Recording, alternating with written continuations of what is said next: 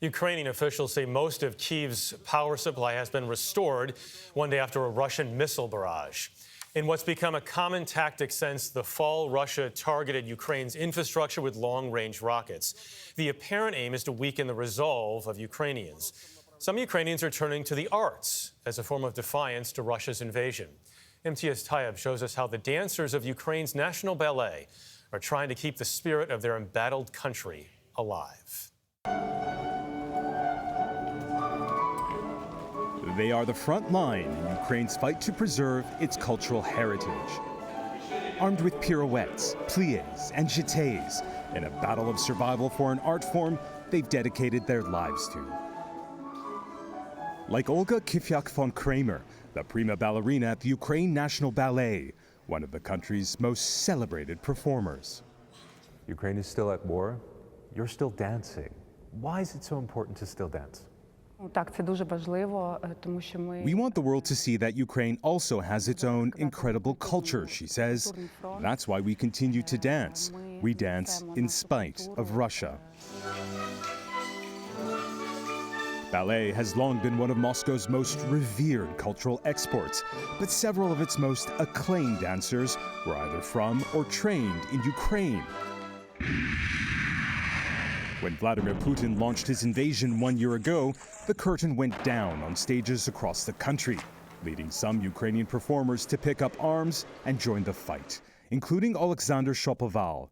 He was the principal dancer at the Ukraine National Ballet, a once-in-a-generation talent who over the course of 28 seasons performed in 30 different roles. But he will never dance again. In September, the 48-year-old father of two was killed in a Russian mortar attack. His funeral was televised on Ukrainian state TV, where he was remembered as a courageous romantic. For Mikita Sukharukov, Shapoval was a mentor and friend. He's now taken over his role as the company's principal dancer, a role Sukharukov feels the weight of. How did you feel when you learned Alexander died? It was very difficult I think for all company. It was very difficult. It really brought the war here, back to this company. Yep. But here at the National Opera Theater in Kyiv, for a brief moment in time, audiences are transfixed by dazzling performances on stage. Tonight, it's the classic Don Quixote, a romantic comedy for the ages, with Sukharukov starring in the lead role. A performance attended by American Paige Vienne. Originally from Seattle, she now works as a volunteer in Kyiv. So supporting the arts for you is really an act of defiance to Russia's aggression. Yeah, I mean, I think a lot of people back home, when I came, they asked me if Kyiv was destroyed, and I said, absolutely not. You know, it's not destroyed, and to continue on is really the Ukrainian spirit. It's really incredible to see that. And people continuing to just not exist, but live.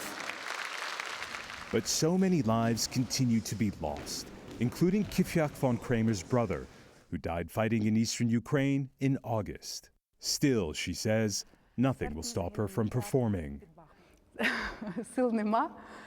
Yes, it's hard, she says, but we are Ukrainians. We are unbreakable. An unbreakable spirit on the front lines and on stage. For CBS Saturday Morning, Imtiaz Tyab, Kyiv, Ukraine. It's what you can control, right? They can't control what's happening in the front lines, but they can do the best they can up on stage and communicate in that way to their country people. And I love what one woman said there. It's not just that they're existing, but they're living as well.